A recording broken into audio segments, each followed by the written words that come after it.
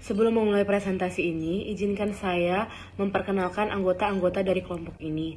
Yang pertama ada Fritz Gabatio Sirait dengan NIM 1100 120 130 Yang kedua ada saya, Teresa Pitma Gultom dengan NIM 1100 120 130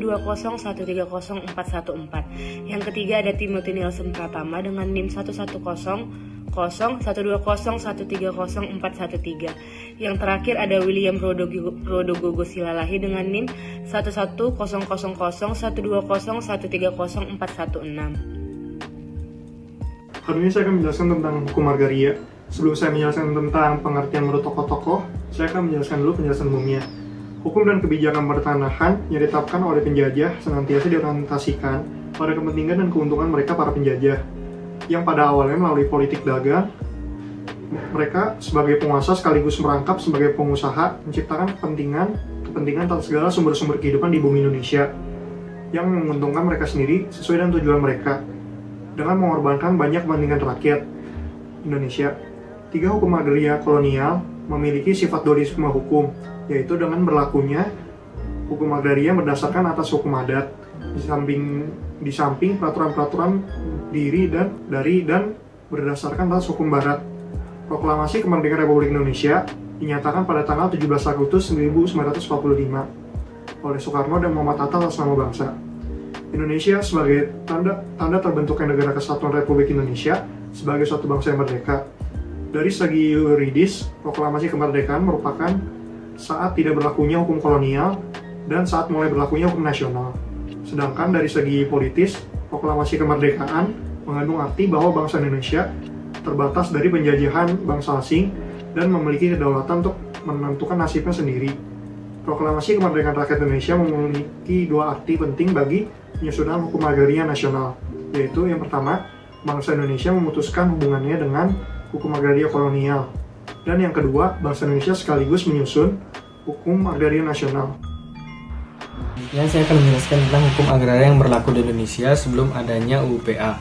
Yang pertama ada hukum agraria adat, yaitu keseluruhan dari kaidah hukum agraria yang bersumber pada hukum adat dan berlaku terhadap tanah dengan hak-hak yang diatur oleh hukum adat. Yang kedua ada hukum agraria barat, yaitu keseluruhan kaidah-kaidah hukum agraria yang bersumber pada hukum perdata barat, khususnya yang bersumber pada Berhalik White Book atau BW. Yang ketiga ada hukum agraria administratif, yaitu keseluruhan dari peraturan-peraturan atau putusan-putusan yang merupakan pelaksanaan dari politik agraria pemerintah di dalam kedudukannya sebagai badan penguasa. Yang keempat ada hukum agraria swapraja, yaitu keseluruhan dari kaidah hukum agraria yang bersumber pada peraturan-peraturan tentang tanah di daerah-daerah swapraja yang memberikan pengaturan bagi tanah-tanah tersebut. Contoh daerah swapraja di sini adalah Yogyakarta dan Aceh. Yang kelima ada hukum agraria antar golongan, hukum yang digunakan untuk menyelesaikan sengketa agraria antar golongan, maka timbullah hukum agraria antar golongan, yaitu keseluruhan dari kaidah-kaidah hukum yang menentukan hukum manakah yang berlaku apabila 2 orang yang masing-masing tunduk pada hukumnya sendiri-sendiri. Contohnya apabila terdapat 1 orang yang tunduk pada hukum agraria adat dan salah satunya lagi tunduk pada hukum agraria barat. Selanjutnya saya akan menjelaskan tentang asas-asas hukum agraria. Pertama ada asas hak menguasai negara. Asas ini mengatakan bahwa bumi, air, dan ruang angkasa, termasuk kekayaan alam yang terkandung di dalamnya, itu pada tingkatan tertinggi dikuasai oleh negara sebagai organisasi kekuasaan seluruh rakyat. Negara di sini juga diberi wewenang dan kewajiban untuk mengatur bumi, air, ruang angkasa, dan seluruh kekayaan yang terkandung di dalamnya untuk mencapai sebesar-besarnya kemakmuran rakyat dalam arti kebahagiaan, kesejahteraan, dan kemerdekaan dalam masyarakat dan negara hukum Indonesia yang merdeka, berdaulat, adil, dan makmur. Yang kedua ada asas kebangsaan, adalah asas yang menghendaki bahwa hanya bangsa Indonesia saja yang dapat mempunyai hubungan hukum sepenuhnya dengan bumi, air, ruang angkasa, dan kekayaan alam yang terkandung di dalamnya, dan hubungan tersebut bersifat abadi. Yang ketiga ada asas kepentingan umum, yaitu untuk kepentingan umum termasuk kepentingan bangsa dan negara serta kepentingan bersama dari rakyat, hak-hak atas tanah dapat dicabut dengan memberi ganti kerugian yang layak dan menurut cara yang diatur dengan undang-undang. Yang keempat ada asas persamaan. Persamaan di sini adalah dalam penguasaan atas tanah yang tidak membeda-bedakan jenis kelamin, golongan, agama, ataupun ras. Yang kelima adalah asas land reform. yaitu untuk tidak merugikan kepentingan umum, maka kepemilikan dan penguasaan tanah yang melampaui batas tidak berkenan, sehingga setiap orang atau badan hukum yang mempunyai suatu hak atas tanah pertanian pada asasnya diwajibkan mengerjakan atau mengusahakannya sendiri secara aktif dengan mencegah cara-cara pemerasan. Pemaparan selanjutnya akan dilanjutkan oleh teman saya. Dasar dari hukum agraria nasional. Yang pertama, dasar kenasionalan. Itu diletakkan dalam pasal 1 ayat 1 Undang-Undang Dasar yang menyatakan bahwa seluruh wilayah Indonesia adalah kesatuan tanah air dari seluruh rakyat Indonesia yang bersatu sebagai bangsa Indonesia.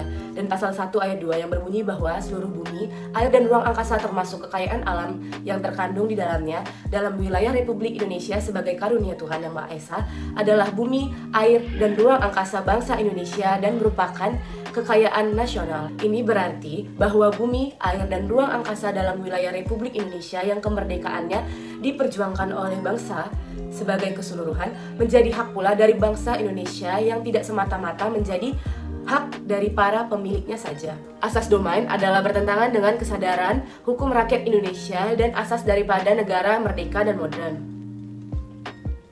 Berhubung dengan ini, maka asas tersebut yang dipertegas dalam berbagai pernyataan domain, yaitu misalnya dalam pasal 1 agraris spesial ditinggalkan dan pernyataan domain itu dicabut kembali. Yang keempat, dasar yang keempat diletakkan dalam pasal 6, yaitu bahwa semua hak atas tanah mempunyai fungsi sosial.